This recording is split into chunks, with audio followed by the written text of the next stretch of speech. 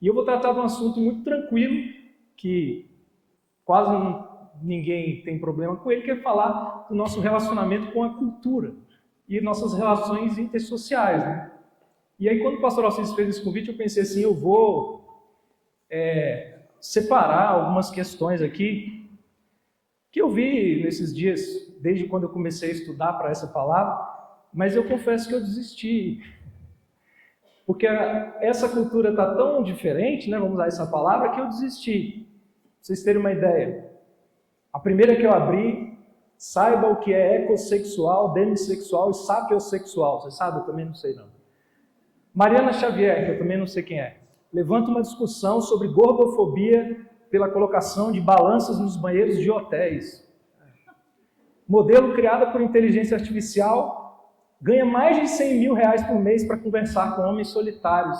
E a gente estudando para concurso, né, trabalhando. Jovem se casa com ele mesmo em cerimônia luxuosa. Sou fiel a mim mesmo. Que bom, né? Enem dos concursos. Ministério Público Federal pede danos morais de 5 milhões por falta de cota para trans. ONG de proteção animal fala sobre crueldade em um jogo, porque no jogo você mata animais. É mais ou menos nesse meio que a gente vai caminhar hoje. Por isso, exige de nós assim, muita maturidade de tratar alguns assuntos, muita sobriedade. E você provavelmente já teve algum choque cultural, né? Sentado aqui na minha frente está a Ieda, mas na verdade é uma multidão. É a família da Ieda, como ela foi criada, os valores que ela vivenciou. E eu tive um choque cultural quando eu fiz uma viagem numa cidade, numa terra muito diferente, chamada Bahia. Eu sou casado com uma baiana, vou fazer 18 anos. Estou com essa baiana maravilhosa há 25. Mas se você for para a Bahia, você, se for aqui Goiânia do quadradinho como eu, vai saber que é muito diferente. A gente estava numa praia, eu fui comer um cachorro quente, o cara falou, completo? Eu falei, completo. Ele, com uva passas? Eu falei, não, claro que não. Óbvio que não. E nem era na época do Natal. Que aí a uva passa sai de onde ela fica e aparece em tudo quanto é lugar, mas era nas férias. E lá na Bahia eu experimentei poucas e boas, porque eles têm um dialeto próprio, né? Eles falam assim, João, vou te encontrar de hoje a 8, aí eu fico contando, não sei que dia que dá de hoje a 8, se pique, se saia, vamos bater um baba. Aí eu falei, o estranho sou eu, né? A Marília todo dia à noite sentava comigo e me explicava lá o que esse pessoal estava tentando falar comigo, todo mundo era do bem, a família dela, eu imagino que ninguém estava me xingando nem nada, mas o estranho era eu, E nessa cultura que nós estamos, não sei se vocês têm essa sensação, mas nós estamos ficando cada vez mais estranhos. Não é? Eu fui tomar um café com o Igor e com o Thalito um dia desses. Tá certo que eu não tenho cabelo, eu não poderia pintar, mas eu acho que a pessoa mais normal tinha o cabelo azul, que era uma cor só. O resto... Mas nós estamos vivendo uma cultura caótica, uma realidade caótica. Nada precisa ter sentido ou explicação. Você tenta entender, não consegue entender. Tudo é relativo, nada é objetivo. Eles relativizaram coisas que eram improváveis de ser relativizadas, né? O belo, o certo, a verdade. Essas coisas não existem mais. Antigamente você olhava para uma escultura de Michelangelo e falava assim, ele pegou uma pedra e transformou quase numa coisa que parece que tem vida. Hoje você vai no museu, tem uma pedra que arrancaram de qualquer lugar, botaram lá, e se você falar mal dessa pedra, você vai ser pedrofóbico, cuidado. E os discursos são para rotular as pessoas. Você já parou para pensar que você não sabe mais quem você é? Você conversa com uma pessoa e fala assim, deixa eu te dizer uma coisa, você é machista, você é isto, é isto, é ismo, e você fala assim, eu nem te falei nada. Não, mas você é, você não sabe, mas você é. Aliás, todo mundo é. A gente está numa cultura que está em... Aí você fica, meu Deus do céu, eu não sei mais quem eu sou, vocês que sabem. Porque há uma desconstrução do indivíduo, cada vez mais tudo é coletivo, né? Ninguém mais pode ter a sua individualidade, todo mundo tem que ser igual. Faz a harmonização facial, as pessoas ficam piores, mas todas iguais, é uma demonização facial, né? É todo mundo parecido. E aí você olha para isso e fala assim, o que está acontecendo com a sociedade? Tudo pode, as pessoas, por causa das redes sociais, são como zumbis influenciados por pessoas que a gente nem sabe quem é. Já parou para pensar? O cara se chama influência, as pessoas ouvem esse cara e o que ele falar é As pessoas são superficiais, você vai conversar com as pessoas, elas não sabem o que elas acreditam. Elas ouviram, elas vão repetindo. E é nessa cultura que a gente está. Tudo é raso, não tem reflexão. A verdade deixou de ser um conceito, a verdade virou um sentimento. Por isso que a pessoa fala assim, eu não me considero homem, eu me considero uma árvore. Que eu me sinto, hoje eu acordei árvore. Ontem eu era um arbusto, mas hoje eu sou árvore. Porque deixou de ser uma coisa objetiva para virar um sentimento, uma emoção, uma sensação. E a gente olha para isso tudo e fala assim, tá, o que a gente faz?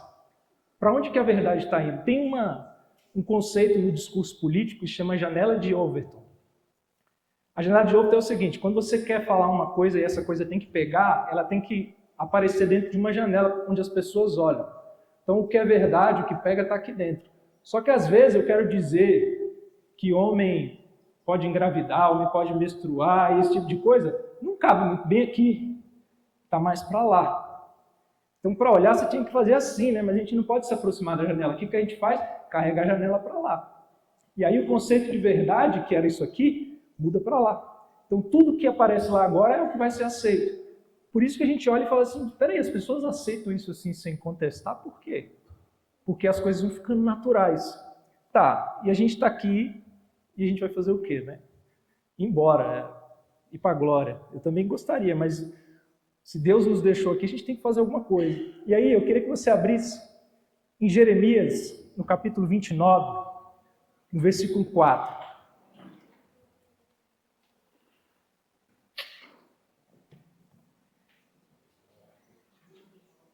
Jeremias 29, no capítulo 4.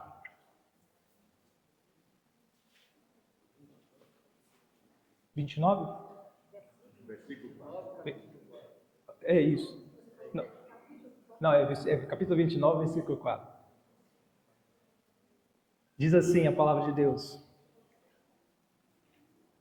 Uma orientação de Deus ao povo no exílio babilônico. Assim diz o Senhor dos Exércitos, o Deus de Israel, a todos os exilados que eu deportei de Jerusalém para a Babilônia. Edificai casas e habitai nelas. Plantai pomares e comei seu fruto. Tomai esposas e gerais filhos e filhas.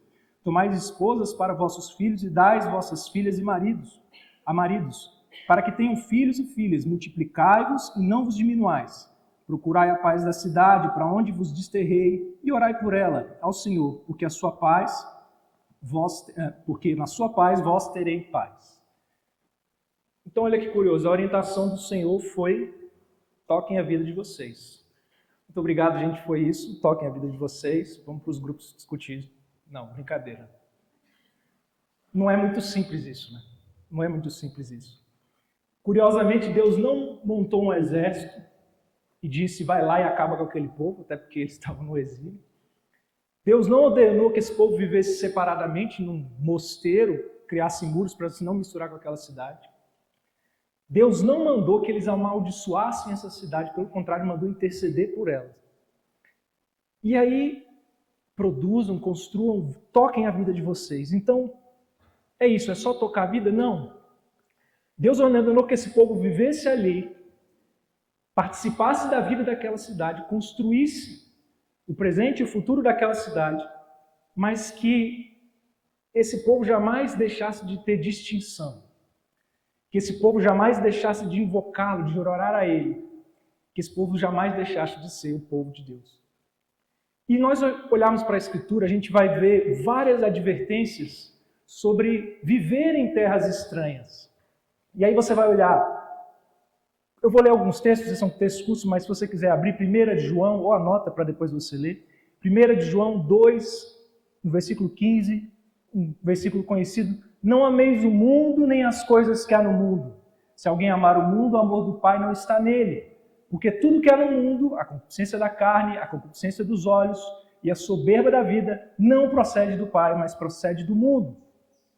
Colossenses 2,8 diz, cuidado que ninguém vos venha enredar com suas filosofias e vãs sutilezas, conforme a tradição dos homens, conforme os rudimentos do mundo, e não segundo Cristo. Segundo Timóteo 2,16, evita igualmente os falatórios inúteis e profanos, pois o que deles usam passarão a impiedade ainda maior. Então a gente recebe várias advertências da palavra, do tipo, vocês estão aí, mas tomem muito cuidado. Vocês não são daqui e esse mundo não caminha para a direção que vocês querem caminhar. Cuidado com as sutilezas desse mundo. E a gente olha para o povo de Deus e a gente pensa assim, como é que a gente está indo? A gente está indo bem? Acho que nem tanto, né? Não sei vocês, mas eu enfrento diariamente a necessidade de ter que explicar que tipo de cristão que eu sou para o meu chefe, para as pessoas que não conhecem Jesus e convivem comigo no meu trabalho, por exemplo. Porque eles veem pessoas dizendo que são crentes, fazendo coisas, falando coisas que nem um ímpio faria às vezes. E eu tenho que ir lá dizer, não, eu não sou esse tipo de pessoa. Não sei que compromisso essa pessoa tem com Jesus, mas o que ela está falando não é Jesus. O que ela está falando não é a palavra de Deus. É difícil isso, né? Porque a gente não se sente representado de jeito nenhum. E aí a gente olha para os cristãos desse mundo e começa a perceber que algumas coisas não estão caminhando bem. Cada vez mais a tolerância com os valores cristãos. Vocês já repararam isso? Você fala assim, eu gosto de orar. Aí o cara fala, eu também. Eu oro para o meu Deus, você ora para o seu, está tudo certo. Eu amo as pessoas, eu também. Um homem com um marido homem, fala, eu amo meu marido, eu tenho filhos. Então eles pegaram os valores cristãos e falaram, a gente não tem problema com isso. Mas não venha dizer que Jesus, o evangelho dele, é a única coisa que vale. Porque Jesus é amor. E se ele é amor, o meu amor vale também. Começaram a criar cada vez mais pressão para nós criarmos versões cristãs das coisas do mundo. E a igreja vai abrindo isso. Tem carnaval cristão, tem todo tipo de festa, de evento e de hábito que você olha e fala assim, não, o cristão não faz isso. Não, mas é para Jesus. Mas se alguém passar olhando, você tem que explicar. Não, esse não é carnaval, é para Jesus, é diferente, é Jesus. Mas parece bastante com o mundo, mas não é. Entre aspas, não é.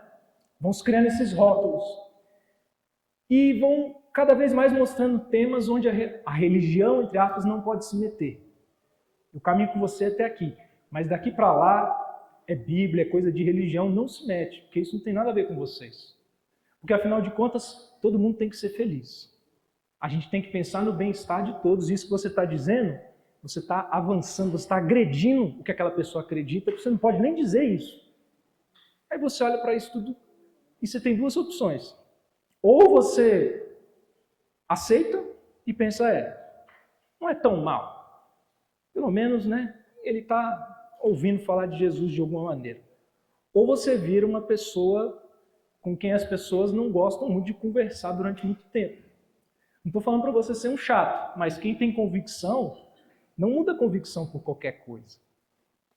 A igreja começa a perder a relevância e a distinção que Deus mandou não perder. Uma vez, quando eu era pequeno, eu esqueci umas roupas. Na minha época de férias, eu ficava muito pouco na minha casa. Eu ficava viajando pela casa dos amigos. E numa dessas vezes, eu esqueci umas roupas na casa de um amigo. E aí a mãe dele devolveu, tudo lavadinho, dobradinho. Aí quando eu recebi, eu cheirei e falei, nossa, tá com um cheirinho da tua casa que é diferente do meu. Aí ele falou, que cheiro tem a minha casa? Eu falei, esse cheiro aqui, ó. Ele falou, não tem cheiro de nada. Já foi na casa de alguém que tem cachorro? Tem cheiro de cachorro, mas a pessoa que mora lá já acostumou, não tem cheiro de cachorro. Lá em casa tem passarinho, provavelmente tem cheiro de passarinho. Quando alguém entra, vai falar assim, isso é cheiro de passarinho. Que cheiro? É o cheiro dos passarinhos. A igreja vai acostumando e daqui a pouco você está com o cheiro do mundo sem perceber. Sem perceber, você olha e fala assim, mas você está falando do quê? Mas o que você está fazendo? Mas o que eu estou fazendo? Você não faz também não? Todo mundo não faz? E como é que isso acontece? Da maneira mais óbvia que você pode imaginar. As mentiras que o diabo conta. João, você quer dizer agora que a gente veio aqui para o Novo Som para você me dizer que o diabo mente e os crentes acreditam? Infelizmente sim. Só que, como isso que acontece? O pastor Alcides começou uma série de pregações no domingo passado, se você não assistiu, convido você a assistir, está gravado, sobre Apocalipse. E ele começou falando muito das mentiras dos fins dos dias. Dos crentes começarem a acreditar em coisas trazidas das trevas. Não é assim, eu pegar na mão da Michelle e falar assim, vamos ali adorar Satanás? Eu achei um culto a Satanás que tem um bar e atrás é uma igreja para Satanás. Vamos lá, é muito legal. Ela não vai. Não é assim que as coisas vêm. As coisas vêm sutis. Em 1 Timóteo 4,12, diz assim, Ora, o Espírito afirma expressamente que nos últimos tempos alguns apostatarão, 4:1-2, perdão. 1 Timóteo 4:1-2. Alguns apostatarão da fé por obedecerem a espíritos enganadores e a ensinos de demônios, pela hipocrisia dos que falam mentiras e que têm cauterizado a própria consciência. Eu não vou falar muito sobre esse texto porque o pastor Alcides comentou sobre ele no último domingo. Mas é isso que tem acontecido. Nós começamos a obedecer, a igreja começa a obedecer a espíritos malignos e fala assim, como isso acontece? Como pode isso acontecer? Isso é impossível. É a igreja. É o povo de Deus. Isso não está acontecendo. Sabe como isso acontece? Nós temos 3 inimigos, pelo menos 3 inimigos, que é o diabo, a carne e o mundo. E nós começamos um relacionamento com esses 3 inimigos de uma forma muito perigosa. Primeira delas, o diabo é real, eu acredito, mas também não quero ver. Mas assim, o pastor Alcides é um cara muito crente. Eu vou lá na igreja dele, eu não acho que o diabo vai mexer com ele e eu sou ovelha dele, não vai mexer comigo. Então essas coisas que falam, não chega na minha casa, não. Isso aí é coisa de igreja pentecostal. Aqueles, fica perguntando do diabo, tá, qual é o nome? Estou falando que isso é certo, não. Mas a gente fica com esse pensamento lá no fundo. E aí a gente começa a pensar assim, mas será mesmo que esses padrões bíblicos tão rígidos ainda valem para os dias de hoje? Afinal de contas, a gente está falando de uma época feudal. Jesus dá um monte de exemplo que tem que explicar. Ninguém sabe o que é jugo, tem que explicar o que é jugo. Você nunca viu um trigo e um joio, tem que explicar. Esses exemplos ficaram para lá, né? E vamos falar, era uma época muito diferente.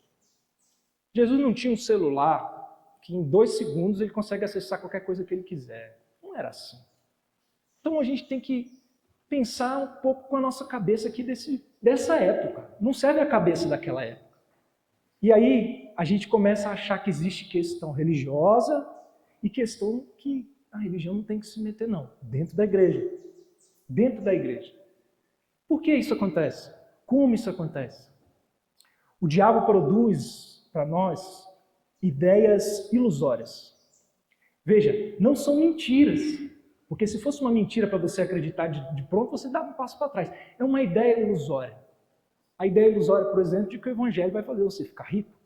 Foi para isso que Jesus te chamou.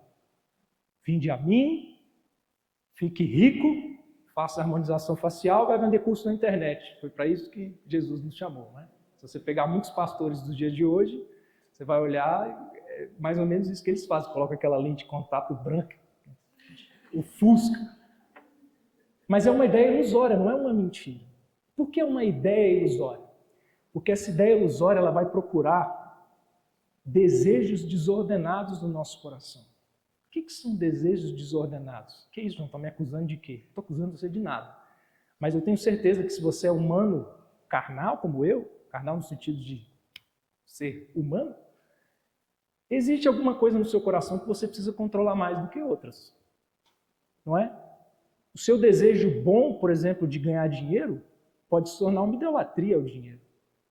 O seu desejo bom de ter relacionamento sexual com a sua esposa pode se deturpar de uma maneira e sair do padrão bíblico. Essas ideias ilusórias vão buscar esses desejos ordenados para desordenar esses desejos. Ele vai mexer onde a gente sabe que a gente é mais fraco. Por quê? Porque quando isso cai no mundo, um mundo cheio de pecado, essas coisas vão ser normalizadas. Você já ouviu algumas coisas, você lê uma reportagem e fala assim, como é que as pessoas estão achando isso normal? Como é que tem pastor que abre a Bíblia e vai defender isso hoje? Não parece estranho? Parece estranho para nós, quando nós olhamos para aquilo e percebemos o que está acontecendo. Mas para aquela pessoa, se ela, a não ser que ela seja desonesta, ela sabe o que está acontecendo e quer levar a igreja para aquele caminho, mas se não, ela deixou a mente dela ser tomada por esse desejo, por essa ideia ilusória, para começar a se convencer de uma coisa que ela sabia que ela deveria se afastar. Mas, afinal de contas, todo mundo acha normal. É por isso que hoje você vai conversar com um crente e ele fala assim, não, olha só, vamos falar aqui francamente. Jovem vai fazer sexo antes do casamento, não tem jeito. Se vai fazer, faz aqui em casa. prefiro do que ficar aí no carnaval se pegando com todo mundo. Olha a virtude que tem, né? Só com um, é monogâmico e é na minha casa. Estou sabendo o que está acontecendo. Na cabeça da pessoa, isso é uma coisa, é uma moral mais elevada do que a do mundo. A moral do mundo é o quê? O carnaval agora, tem um monte de gente fazendo isso, e vai lá se pegar com quantos conseguir. Deve ter até uma disputa entre eles, talvez. Mas aí você não, eu não faço esse tipo de coisa. Eu não faço esse tipo de coisa. Você quer saber como é que conta uma mentira? Eu esperava que vocês falassem, não! Mas uma mentira, para ser bem contada, ela não pode parecer que é uma mentira, né? Eu estava assistindo televisão com a Marília e eu gosto daquele programa Aeroportos, Área Restrita. Aí, naquele programa, eles não são atores, né? Eles são agentes da Receita Federal. E aí eles têm que fazer uma encenação ali. Aí ele falou assim, ó, a gente vai lá para fazer a inspeção com os cachorros. Na hora que aparecer alguma coisa que pode ser suspeita, a gente fala, tem capivara na pista. Aí o comentarista do vídeo que a gente estava vendo falou assim, rapaz, isso é uma senha muito ruim, porque dá para ver que é senha, né? Você está no meio do aeroporto, tem capivara na pista. Eu falar assim, ó, caiu um negócio no chão. Eu não sei piscar, com o olho só. Mas as coisas não podem ser assim. Não pode parecer que é. Então, para contar a mentira, você pega 95% de coisas que parecem verdade, coisas que você acredita, e coloca 5% na mentira que você quer direcionar, muito bem colocadinha. É nesses 5% que a gente vai conseguir convencer a pessoa. Porque os primeiros 95% ela vai falando, é verdade, é isso aí mesmo, é isso aí mesmo. Mas no 5% ela já foi baixando a guarda e fala, é mesmo, isso aí nesse contexto, né? No contexto de meu filho ficar aí, pegando todo mundo ficar em casa, é melhor.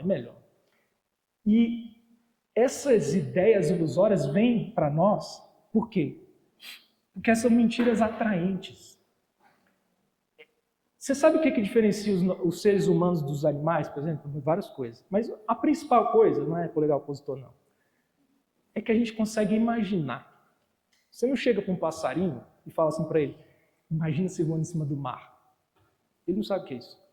Agora a gente fecha o olho e vai para qualquer lugar. Imagina qualquer coisa que a gente quiser. Isso é bem interessante, mas ao mesmo tempo é muito perigoso. Por quê? Porque você consegue viver uma ilusão na realidade. Não é isso que os jovens e agora os velhos, idosos e crianças fazem nas redes sociais? Você já viu alguém na rede social postar um boleto que não conseguiu pagar? Ei, gente, segundo boleto do carro, o oficial do X está vindo. Não. Ele posta a foto da Mercedes que ele comprou e está com 5 parcelas atrasadas falando assim, não sou o dono do mundo, mas sou o filho do dono. Ele quer andar de Mercedes.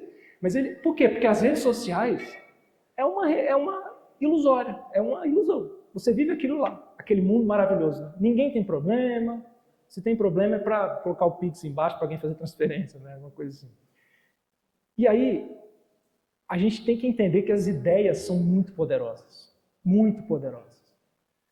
Vocês ouviram o rapaz lá do Hamas? Vou falar porta-voz do Hamas. Quando falaram que Israel ia destruir o Hamas, ele falou, você não pode destruir o Hamas é uma ideia. O Hamas não é um exército.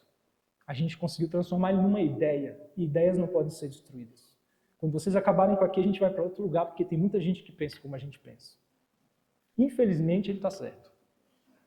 Infelizmente, ele está certo. E aí, você olha para esse mundo, e aí eu me lembrei de uma frase que é atribuída a Freud, eu não sei se é dele, porque eu não leio Freud, mas às vezes que eu li alguém citando, disseram que era dele. É impossível enfrentar a realidade o tempo todo sem nenhum mecanismo de fuga. Todo mundo precisa de uma fuga. Qual é a sua fuga? A ilusão que você quer acreditar. Por isso que as pessoas, quando não percebem, elas começam não só a imaginar, mas elas começam a viver dessa maneira, e é esse o problema. Quando você está pensando, vale a pena abandonar o Evangelho, vale a pena abandonar o Evangelho, e lutando contra isso, não é tanto um problema, é uma crise. Agora, quando você começa a viver dessa maneira, é que começa o problema. Porque você começa a viver uma ilusão do diabo, achando que está vivendo um cristianismo renovado, um cristianismo novo. E aí, eu recomendo vocês a lerem um livro. Assim, ele não é tão legal de ler, porque ele é muito grande e meio pesado, mas é muito interessante. É um livro que não é cristão, chama Dopamina, a molécula do prazer. Esse livro vai falar como as pessoas são controladas pela dopamina. E a parte interessante que eu achei desse livro, tem várias, mas a que mais me chamou a atenção, é que nos estudos que eles fazem, a gente pensa assim, não, a dopamina é aquele prazer, né, de você vai comer o chocolate, comer o chocolate que eu tanto queria. Só que aí eles foram fazer um experimento com os ratinhos lá. Se você tem problema com fazer experimento com ratinho, desculpa, é melhor no ratinho do que na gente, né? Mas hoje em dia tem que falar essas coisas. Eles descobriram, quando o ratinho queria comer e apertava o botãozinho, acendia uma luz antes da comida cair. Eles descobriram que a dopamina era ativada não quando ele comia, mas era um pouquinho antes dele apertar o botão. Sabe por quê?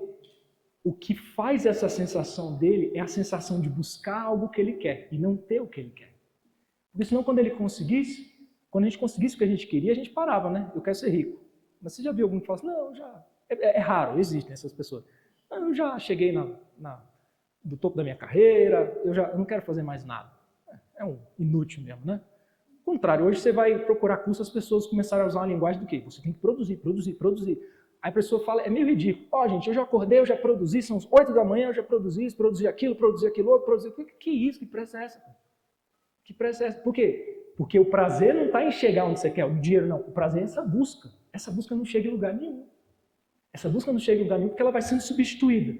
Tá, mas o que isso tem a ver com a cultura, com a nossa relação com a cultura? Infelizmente, tem tudo a ver.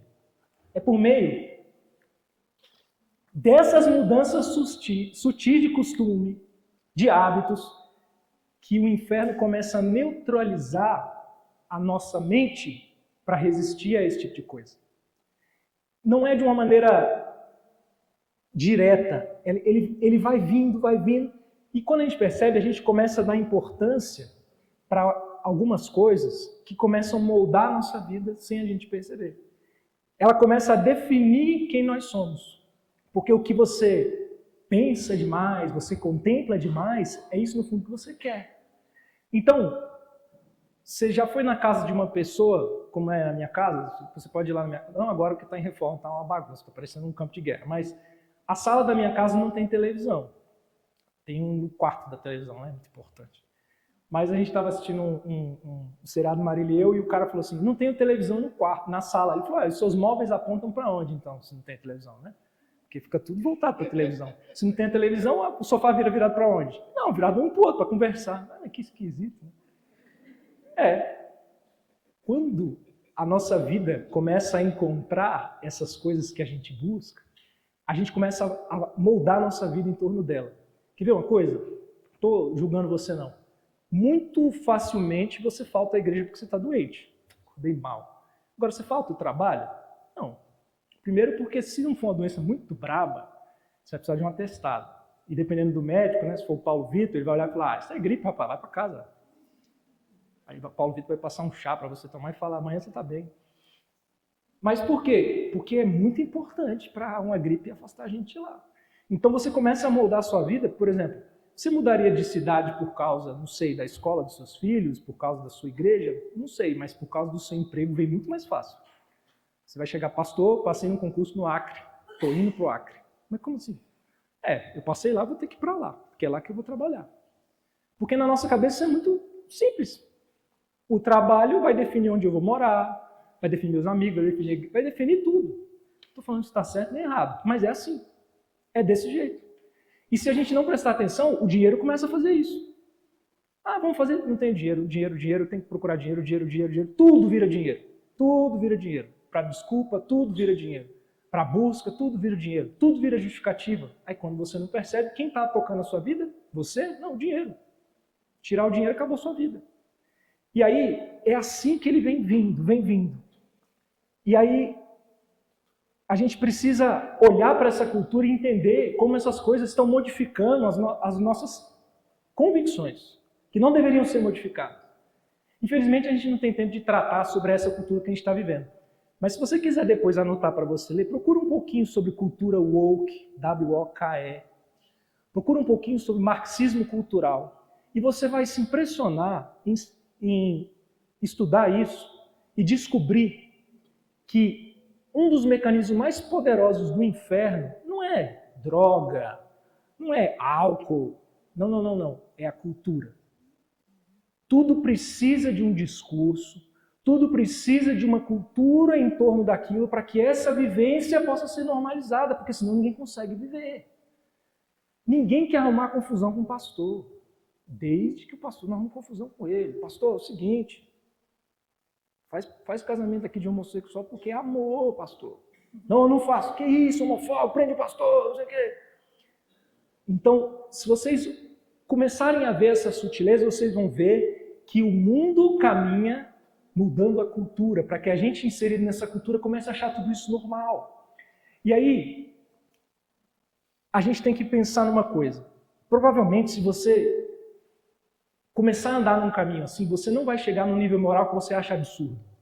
Você jamais vai falar assim, não, realmente, pastor, eu estou agora num cristianismo que é bigamia, eu tenho outra esposa, eu também estou num cristianismo que sacrifica criança. Não é assim. Isso é muito grande, isso é muito... Não é assim. Mas você vai para um nível moral que você acha aceitável, e aí você começa a viver ali e alterar alguns padrões que você... quer saber? Deus também não se importa muito com se eu penso em outra mulher. Afinal de contas, eu não traio minha mulher. Eu penso o dia inteiro na minha secretária. Mas eu nunca traio minha mulher, não. Esse negócio que Jesus falou é outra coisa. Esse negócio de pensamento lá que Jesus falou é daquela época lá, né? Então você vai para um nível de moralidade que você acha bom, muito melhor do que muita moralidade por aí. E aí os seus desejos sem controle começam a controlar essa moralidade do jeito que é melhor para o mundo.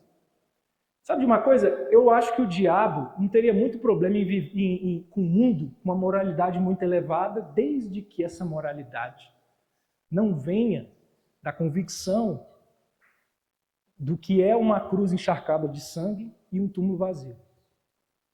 Porque tira Jesus e deixa a ética dele, tira o evangelho e deixa a ética de Jesus, você vai ter uma vida boa para muita gente, e é isso que o diabo tem colocado no nosso mundo, na nossa frente. Ele tem feito exatamente isso.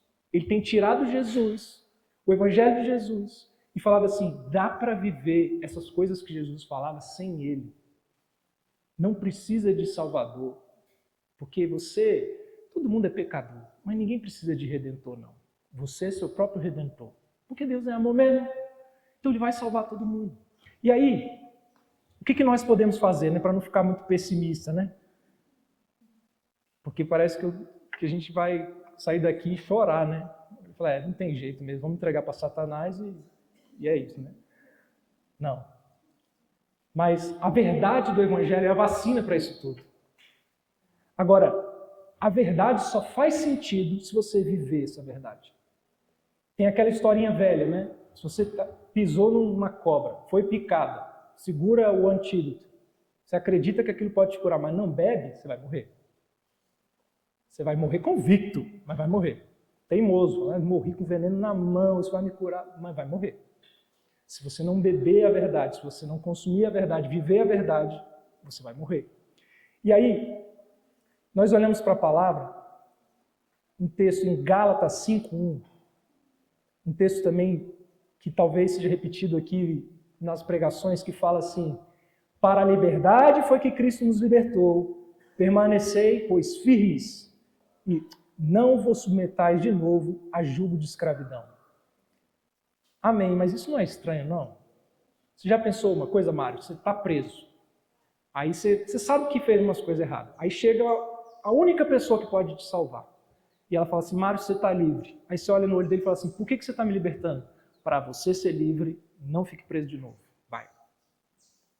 Isso não faz muito sentido.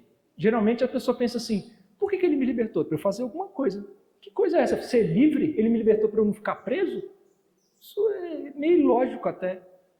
Só que esse é o conceito de liberdade do mundo. Fazer o que você quiser, na hora que você quiser, do jeito que você quiser. E ninguém tem nada com isso. Basicamente, a liberdade do mundo é essa. Mas a liberdade do Evangelho, ela não é essa. Deus nos chama para ser livre, e é uma liberdade que só Ele pode dar, por exemplo, de cumprir a vontade dEle plenamente, de seguir os mandamentos dEle plenamente, de cumprir a missão que Ele tem para nós plenamente. Isso ele faz com o Espírito Santo em nós, habitando em nós, para que nós possamos olhar para o pecado e falar, não quero. Não quero. Isso não me aprisiona. Eu vou na direção do meu Senhor, porque por causa dele eu posso fazer isso. E aí ele nos dá uma missão. Eu sei que eu estou lendo muitos textos, mas a minha esposa está de prova que eu fiquei vários dias tentando ficar em poucos textos, não deu certo. Depois que o pastor for criticar minha pregação só para mim, aí eu vou aprender com ele como é que fica mais em 2 textos. Mas hoje você vai anotando e depois você vai lendo em casa. É que a cultura é muito doida para ficar em poucos textos, né? Então eu vou usar essa desculpa. 2 Coríntios 6 nos dá uma missão importantíssima, que diz assim,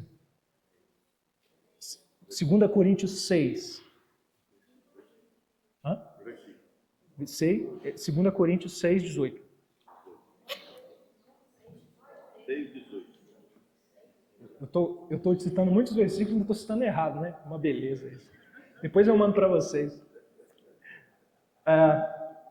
Diz assim, ora, tudo provém de Deus, que nos reconciliou consigo mesmo por meio de Cristo, e nos deu o ministério da reconciliação, a saber, que Deus estava em Cristo reconciliando consigo o mundo, não imputando aos homens as suas transgressões, e nos confiou a palavra da reconciliação, de sorte que somos embaixadores em nome de Cristo, como se Deus exortasse por nosso intermédio. Isso é muito diferente de viver uma vida moral elevada. Reconciliar o mundo é uma coisa muito diferente de dizer para o mundo valores morais. Está errado? Que beleza. 13? Eita, não, tá bagunçado. Aqui é assim, na Bíblia. Tá escrito. Depois eu passo para vocês.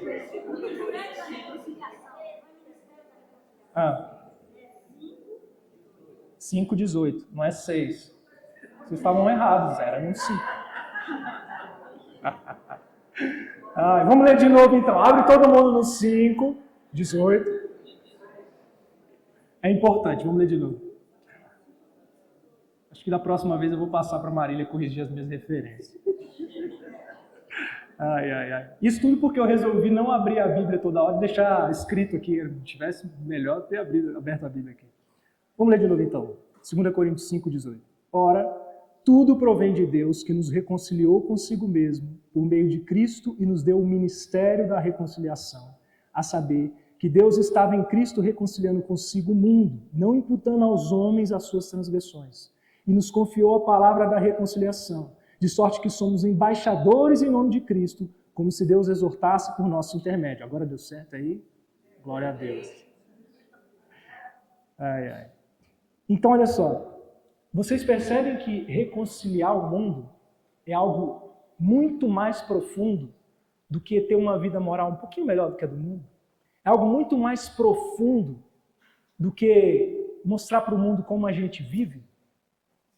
Existe uma coisa que separa o homem de Deus e essa coisa é o pecado.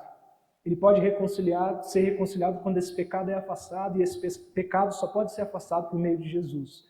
Você tem esse ministério de mostrar para o mundo que existe uma liberdade em Jesus para que ele possa ser reconciliado com Deus. Não reconciliado com o mundo, mas com Deus. É um ministério muito profundo para a gente ficar pensando que o que a gente tem de melhor a oferecer para esse mundo é ser um profissional muito bom. É eleger um político que a gente acha que é cristão. Porque, pensa comigo, se você acha que a razão de ser da sua vida é ser o melhor empresário de Brasília, para que as pessoas olhem para você, para a sua prosperidade, e para quando elas olharem para você, você fala assim, não sou eu, é Jesus.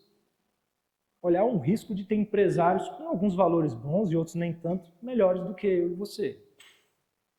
Mas se ser empresário, se ser político, se ser professor, se ser o que quer que você quer ser, faz parte desse ministério de reconciliação, aí é outra questão.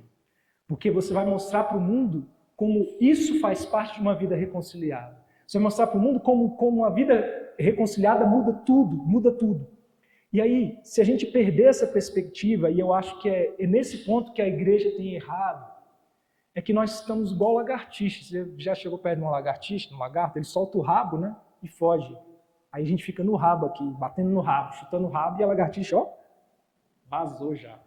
E vai nascer outro rabo.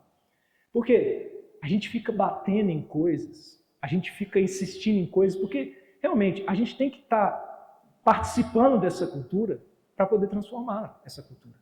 Mas às vezes a gente fica voltado tanto com algumas coisas que elas não são lá tão importantes. Você quer ver uma coisa? Num dos livros que eu estava lendo, o pastor estava dando um testemunho de que era uma época de eleição nos Estados Unidos como a nossa, muito polarizada, né? 2 candidatos muito diferentes, 2 torcidas organizadas, cada um para um lado. Aliás, eu fico impressionado como as pessoas pegam qualquer notícia e conseguem relacionar Bolsonaro e Lula. É impressionante, né? Caiu uma árvore. É o Lula, é o Bolsonaro. Gente, caiu a árvore, só culpa o Ibanez, por favor. Mas é impressionante. Mas estava esse clima nos Estados Unidos, esse clima de guerra. E aí entrou na igreja um menininho, ele fala que tinha por volta de 8, 9 anos, esse menininho sozinho, porque morava ali perto, chorando, e disse, não, é porque meu pai está separando da minha mãe, pastor. E eu queria ver se eu posso ir na igreja, porque eu não conheço a igreja. Eu queria conhecer a igreja, porque quem sabe, se meus pais vierem para a igreja, eles voltam a ser casados, é muito ruim eles separados. Nisso passa um outro pastor, o menininho estava usando a camisa de um desses candidatos. Primeira coisa que o pastor falou para ele, que bonitinho, a gente tem que arrumar uma camisa melhor para você, né? Essa sua está muito feia. Você percebe que por trás dessas coisas, antes da gente brigar com política, antes da gente brigar com moral, com todes, todas aquelas letras do alfabeto, tem gente ali, tem pessoas atrás dessas coisas. Se a gente perder a perspectiva de que nós somos embaixadores de Cristo para reconciliar pessoas com Ele, a gente vai correr um risco muito grande de ter, vamos dizer assim, uma ideologia muito boa, de ter valores muito bons, mas que servem muito mais para dar justificativa para a gente ganhar um discurso. Isso não é ministério de reconciliação. Eu te asseguro que existem pessoas de esquerda que são ateus, que abominam Jesus, mas que se você for para um embate com ele de retórica, se ele for muito mais preparado com você, pode parecer até que você perdeu. Isso tem acontecido. Mas vou dizer uma coisa para você. O pior que podia ter acontecido comigo, com você, já aconteceu. A gente foi condenado pelos pecados que nós temos. Mas o melhor também já aconteceu. Jesus pagou por todos esses pecados. E ressuscitou. Então nada de ruim ou bom que pode acontecer com você vai mudar a pior notícia da sua vida e a melhor notícia da sua vida. Por isso não é uma discussão de retórica, não é uma discussão de argumento. A gente está falando de eternidade, a gente está falando de vida nova, a gente está falando de sair do inferno e ser transportado para o reino do Filho do amor de Deus. Isso é totalmente diferente do que você achar que a missão da nossa vida agora é cristianizar o mundo. E isso é um perigo muito grande.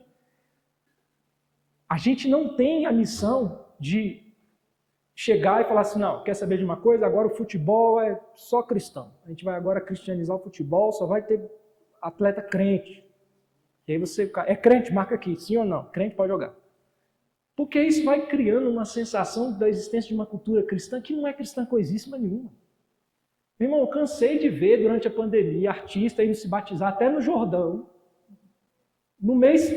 5 dias depois que ele voltou de Israel, ele estava fazendo um show que eu acho que Jesus não ia querer muito participar, não. Por quê? Porque é legal. Vai falar que não é legal? Você botar uma roupa que parece a roupa de Jesus, você vai num rio que Jesus já estava lá, na cidade que Jesus andou, mergulha lá e fala, não, agora eu sou crente. É até mais legal do que ser católico, que católico tem esse negócio de confessar, eu não gosto muito disso não.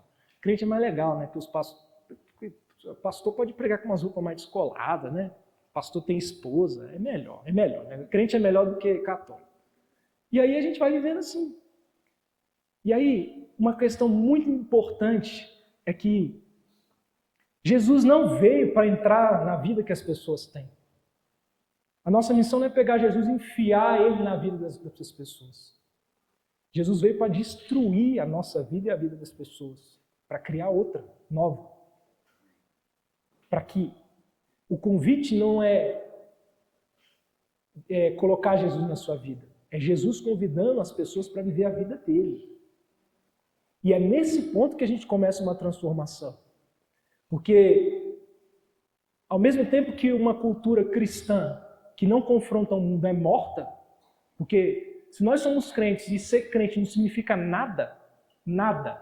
Você participar de uma reunião do Rotary Brasil, de um culto, isso é a mesma coisa. Ao mesmo tempo, uma cultura cristã muito preparada, muito enraizada, com muita doutrina, mas que põe um muro ali em volta e a gente fica só aqui, pronto, vamos ficar aqui, não vamos voltar mais para Brasília. Aqui vai ser ministério 1 a 1. Também não serve para nada. Porque, a não ser que algum de vocês aqui ainda não tenha encontrado Jesus. E aí vai ser uma bênção muito grande se nesse acampamento você decidir caminhar com ele. Mas se todos nós aqui já conhecemos Jesus, a gente vai reconciliar quem? A gente vai ficar melhorando a nossa condição de crente, porque isso também precisa. Mas só que a gente vai ser, como o pastor Alcides falou no domingo passado, sal no saleiro. E aí, eu li um livro, vou falar, irmão, livro é livro, não é Bíblia. Né? E livro sobre cultura cristã, você vai ver muita coisa. Coisas boas, coisas ruins. Então você vai lá ler o que é bom, e pega o que é bom e joga fora o que é ruim. Mas esse livro é um livro de um cara chamado Russell Moore, Como Viver no Mundo Sem Abrir Mão do Evangelho. Depois eu posso passar o nome para você. E ele usa duas expressões que eu achei muito interessantes sobre a nossa condição aqui nesse mundo. A primeira delas é que nós vivemos uma alienação engajada. Sabe por quê? Porque a gente não é desse mundo. Eu já fui chamado de alienado algumas vezes, mais de uma vez. Quando eu falava dos valores cristãos que eu seguia, pronto, na Bega da Virada. Todo ano eu recebo esse elogio quando eu falo que eu não vou participar do bolão do meu escritório. É não alienado mesmo, né? Aí vai todo mundo ganhar e você vai fazer o quê? Eu falei, torcer para vocês me darem um presente, sei lá, alguma coisa assim, né? Porque eu não vou jogar, não. Por que uma alienação engajada? Porque nós não podemos nos dar o luxo de não participarmos,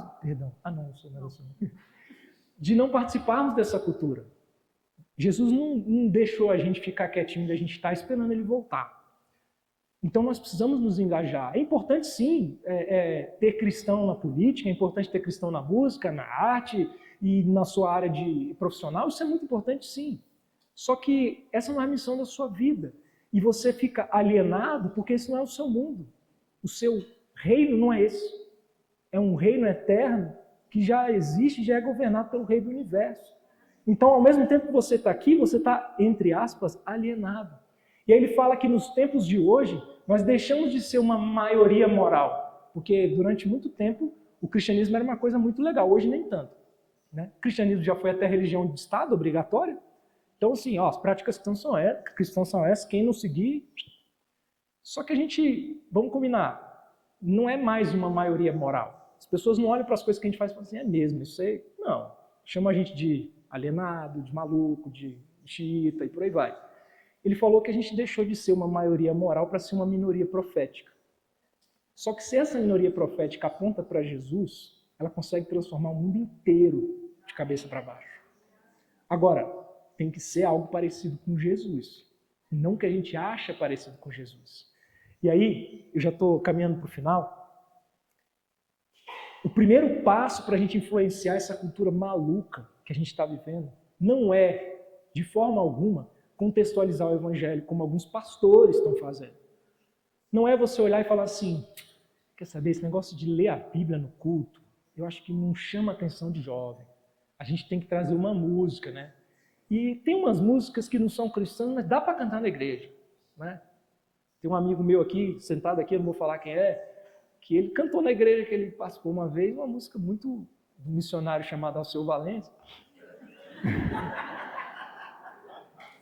Que realmente, se você falar que foi um crente que escreveu, talvez seria o Kleber Lucas, não sei. Tu vês, eu já recebo os teus sinais, percebo os teus sinais. Jesus está vindo, né? Dá para cantar isso na igreja, não dá? Aí a gente pega uma outra, do Titãs, Epitáfio, já viu? Devia ter trabalhado menos. Ó, que lindo. Oh, glória. Dá para cantar na igreja. Isso vai chamar os jovens, e aí quando eles vierem, a gente substitui isso por um hino da harpa, e aí vamos tocar a vida. Mas o evangelho fica aqui atrás, na hora que ele vier, a gente dá na cabeça dele. Isso não funciona. Porque a gente não precisa contextualizar o Evangelho. A gente precisa, na verdade, uma coisa que parece estranha, mas a gente precisa contextualizar o futuro. A gente precisa mostrar para o mundo, através das nossas vidas, que tem um reino eterno, já governado por o Rei do Universo, que é Jesus, que reconciliou o mundo com Ele, e Ele está aqui. E a gente pode começar a viver essa vida aqui, com a cabeça na eternidade, mas vivendo agora. Não é louco isso? Você contextualizar o futuro, você olhar para a pessoa e falar assim, existe uma eternidade e eu já faço parte dela. Por causa do Rei do Universo, que é Jesus, que se voltou para mim e eu reconheci Ele como Senhor e Salvador na minha vida. E não só o que eu tenho, o que eu sou, tudo transformou. Tudo à minha volta transformou. Eu não sou mais o mesmo, porque Ele me deu outra vida. Aquela vida que eu tinha mais não serve para nada. E aí a gente vai perceber uma coisa muito importante. Que um mundo tão corrompido, um mundo tão bagunçado, vai olhar para a gente, o Prado é a perfeição, o Prado é o marido perfeito, é o cristão perfeito. Não é isso. Eu vi daqui que ele cutucou a Marli, assim. Ai. Mas é um mundo onde a gente tem que viver cada vez mais parecido com Jesus. Se vocês olharem aqui e tentarem achar alguém parecido comigo, provavelmente vocês vão falar que é o meu irmão. Eu cheguei aqui, alguém falou, nossa, eu achei que você já estava aqui, que seu irmão estava aqui, Pedro. Só que a gente é diferente, né? Ele está sem boné. Quando ele está com boné, você vê um pouco da diferença, que ele não tem uma diferença, né? Eu tenho um pouco mais de cabelo que ele tem menos. Mas ele, se perguntasse para vocês, a pessoa mais parecida comigo aqui seria ele, né? É a Lata, né? Só que, na verdade, a pessoa mais parecida comigo aqui está sentada ali atrás de uma, né? A Marília. Ela convive comigo há 25 anos. Tem coisas que eu olho para ela, ela não precisa nem... Ela já sabe, é a mesma coisa, porque ela sabe quem eu sou. Não tem um lado escondido dela, porque eu convivo com ela. Então, não é um rótulo, uma casca, uma careca, né? Que vai fazer a gente ficar parecido com o outro. Mas é convivência. Então, para nós sermos parecidos com Jesus, a gente tem que conviver com Ele. Mas é assim, não é conviver com Ele agora e na segunda-feira você toca a sua vida. É conviver com Ele o tempo inteiro. Por isso que Ele transforma todas as coisas. Eu não sou marido em casa no meu trabalho, não. Eu não sou marido em casa quando eu vou andar de moto com o pastor Alcides, tirar a aliança aqui, que aí eu não vejo, está tudo certo, né? Não existe isso. Então, a gente precisa ser parecido com Jesus e fazer o que Ele fazia, para que o mundo olhe para nós e fale assim, o que é isso? Você fala, não sou eu. Se o melhor que você tem a oferecer para esse mundo é você mesmo, você perdeu. Porque uma hora você vai frustrar alguém melhor do que você vai aparecer, mas o melhor de você para esse mundo é Jesus, você pode oferecer isso.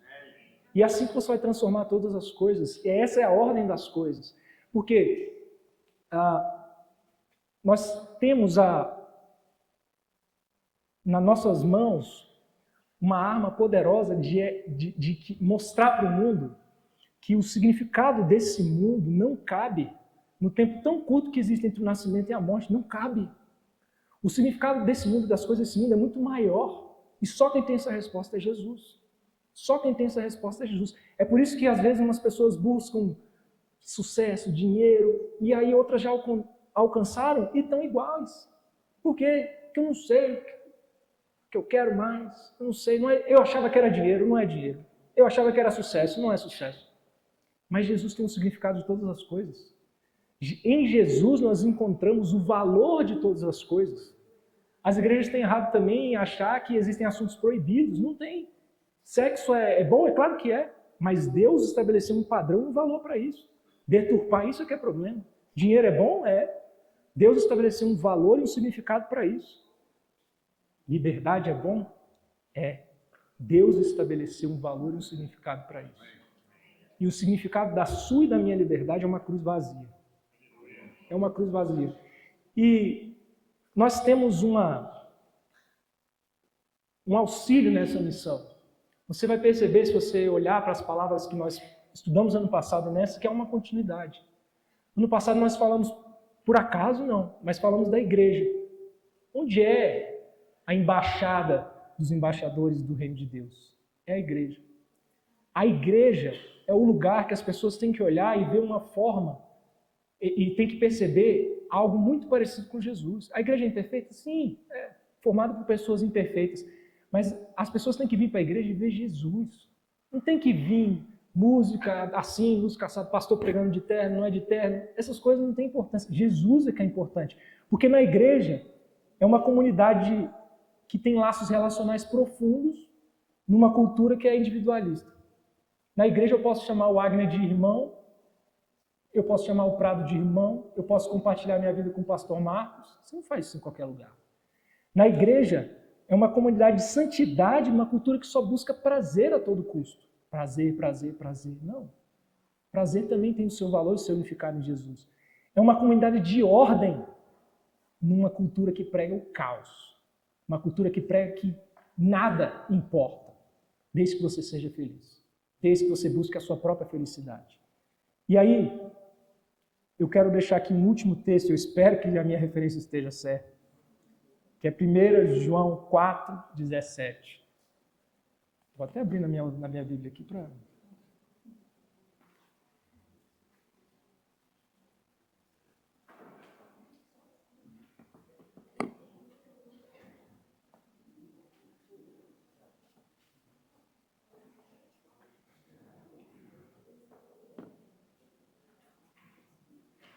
Ah, essa tá certa. É.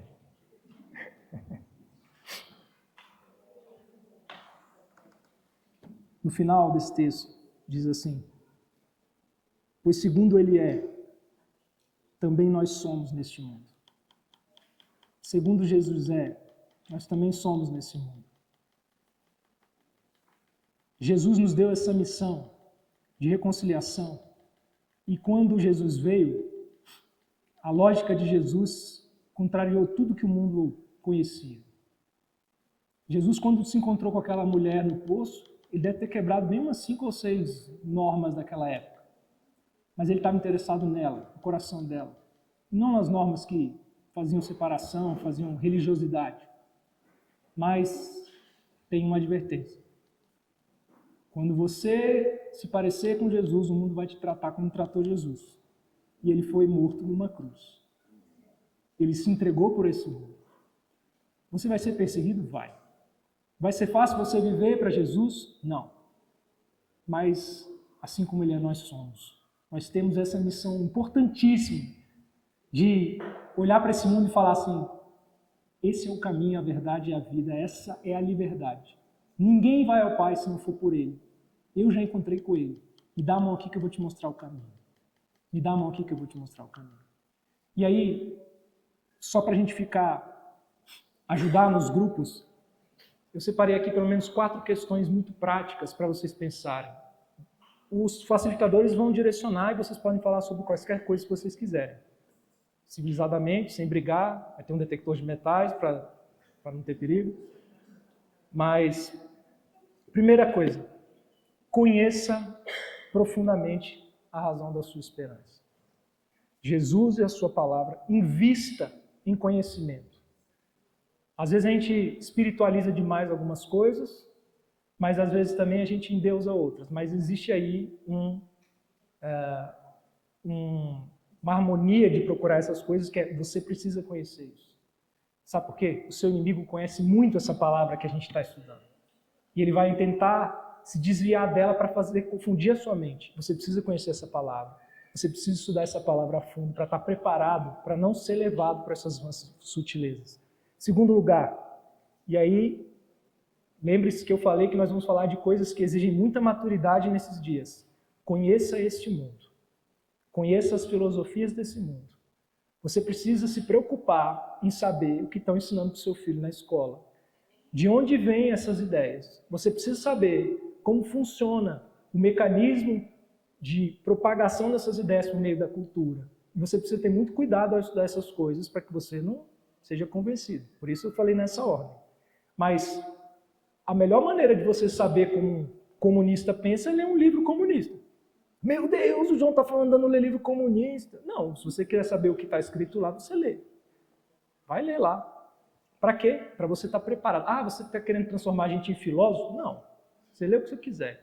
Eu só estou falando que quem não lê tem que acreditar em quem leu. Então, se você ler, refletir, você vai ter mais ferramentas para se defender desse tipo de coisa. Terceira coisa, isso eu falo principalmente aos jovens e os consumidores de redes sociais como eu. Faça uma curadoria das coisas que você vê, das coisas que você ouve, das coisas que você acha graça, dos lugares que você frequenta. Não para que você se torne um monge e fique só na sua casa, mas para que você não se alimente de porcaria. Tem muita gente que deixou de ler a palavra de Deus para ouvir vídeo de pastor pregando. E é pastor pregando. Agora, pregando o quê? Pregando o quê? Você sabe o que ele está pregando? Tem muita gente que não lê mais notícia. Tem muita gente que ouve qualquer coisa. Então, faça uma curadoria. Olhe, se você tem esse hábito de olhar as redes sociais um pouquinho, fala assim, por que eu sigo esse cara? Esse cara só fala besteira, eu não vou seguir mais não. Esse tipo de pessoa eu não vou ouvir. Isso não é intransigência, não é ser maluco, não. É uma curadoria. Eu converso com qualquer tipo de pessoa. Qualquer tipo de pessoa. Quem quiser conversar comigo, eu converso. Agora, eu não fico ouvindo qualquer pregação, qualquer podcast, não. Faça uma curadoria. E 4, finalmente, viva de maneira intencional. Se tem uma coisa que o inferno é especialista, é viver de maneira intencional. E cristão acha que tem o modo avião da espiritualidade, que é só ligar e esperar chegar. Tudo, absolutamente tudo que você for fazer. Lembre-se, você tem um ministério de reconciliação e há um reino da qual você faz parte, você é representante desse reino. Tudo, absolutamente tudo. Você acha que o seu filho aprendeu coisas erradas na escola? Do nada. Do nada. Ele achou um livro no chão, tropeçou, olhou. Não. Então, viva de maneira intencional também nas coisas que você faz, porque o pastor Alcides falou uma verdade semana passada, né? Só uma essa. A pessoa fala assim, meu filho não se interessa pela igreja e pela Bíblia, não sei o que é. Ah, não sabe. Você lê a Bíblia com ele? Não. Você leva ele para a igreja? Não, pronto, está resolvido. Não precisa nem pagar psiquiatra, psicólogo, nem nada não. Porque a gente vive da maneira que a gente quer e espera que os nossos filhos se tornem crentes melhores que nós. Mas eles vão tornar crentes exatamente ou muito parecidos como nós. Então, viva intencionalmente. Isso dá trabalho demais, isso dá trabalho demais. Você vai tomar uma fechada e você vai pensar assim, não vou xingar esse cara não. Esse é o nível de detalhe que a gente tem que viver. Ah, a gente vai virar robô? Não. Mas você tem que lembrar que se você não se preocupar com isso, há quem preocupe e vai levando os nossos pensamentos, os pensamentos daqueles que estão à sua volta e vai tomando conta disso tudo. Então, eu espero que nessa salada de coisas que eu disse, primeiro que você tenha achado os textos que eu falei errado, que eles são muito importantes. Então depois a gente fala os textos certinhos. Mas principalmente que você acenda uma luz amarela de que você tem uma missão e que talvez, como já aconteceu comigo, você não estava muito preocupado com isso, mas você estava muito mais preocupado com outras coisas e essas coisas vão te consumindo. E quando você abriu o olho e olhou para frente, tudo já estava muito estranho. E as coisas vão piorar. Só que a gente não vai mudar. A gente vai continuar com a mesma missão, porque Deus nos deu essa missão e não tirou. Então, saindo daqui, pense um pouco sobre isso. Como você pode influenciar pessoas à sua volta? De que maneira, por exemplo, se você é um empresário, você pode usar isso para a propagação do reino de Jesus? Talvez Deus manda você deixar de ser empresário se você está endeusando demais isso. Ou se você olha e fala assim, não. A missão da minha vida agora é ser um político cristão. Tudo bem. Mas saiba que você precisa estar debaixo dessa missão do reino. Se a gente achar que a nossa missão é só essa finalidade, eleger um deputado crente, construir uma escola só de crente, se entrar aqui a guarda do STF para nos prender, talvez esteja perto de acontecer. O que vai mudar nessa nossa missão? Nada. Nada. Eu li uma história durante essa preparação de um pastor que ele estava com outros pastores missionários, se não me engano, na Tunísia, agora eu não vou lembrar onde eles estavam. Mas eles foram presos, aí a notícia vazou, vamos orar pelo pastor, e a notícia que mais vazou foi para orar pelo pastor líder, que ele foi preso e os outros foram presos. Aí ele falou assim, quando conseguiram falar com ele, ele falou assim, realmente eu estou preso, mas primeiro ore para ter mais gente presa aí. Em segundo lugar, é o seguinte, se a gente ficar preso e deixar a gente pregar o evangelho, a gente não vai querer sair, não. A gente vai ficar por aqui mesmo, porque a gente veio para isso. Vai ser a cadeia mais crente que vai ter, mas eu não vou abrir mão da missão que eu recebi. Mudou alguma coisa? Nada. Prenderam o corpo dele, mas a mente está em Cristo. Não tem como prender isso. E ele continuou com essa missão. Então, por isso, saiba que vocês são embaixadores de Cristo, saibam que vocês precisam resplandecer a glória dele para esse mundo. Amém? Amém. Glória a Deus.